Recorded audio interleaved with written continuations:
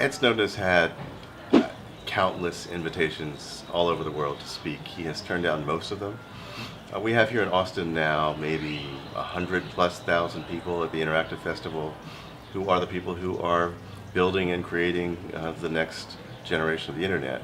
And they really want to hear from him what he has to say, and I think this is a group he wants to influence.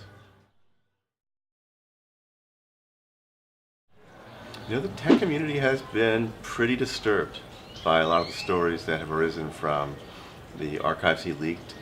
They've been especially bothered by the kind of sneaking into their sites, the sort of breaking into the private data center links, for example, at Google and Yahoo overseas.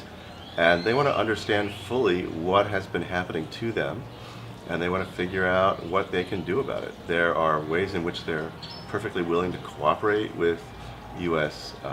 Law enforcement, national security. There are warrants, there are court-sanctioned programs, but they don't want to have it broken into behind their back.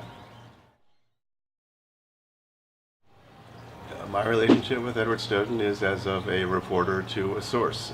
We have had to communicate much more clandestinely than most in my career. We are in regular contact. I went to see him in Moscow in December, and that was the first time I'd met him. I'd had many hours of communications with him before that, and had never heard his voice other than on a video that someone else shot.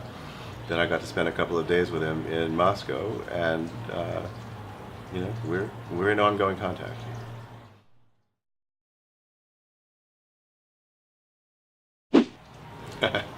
I wish I knew what Edward Snowden's endgame is, and I'm sure he wishes he knew.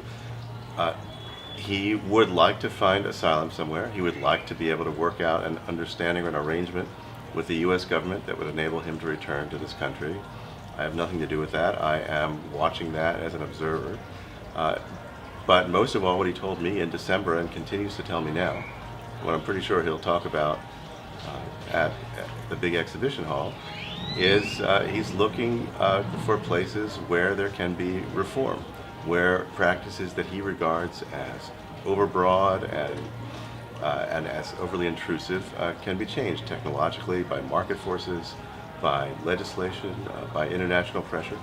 So that's why he's talking to technologists, and he's talking to the European Parliament, and the list goes on.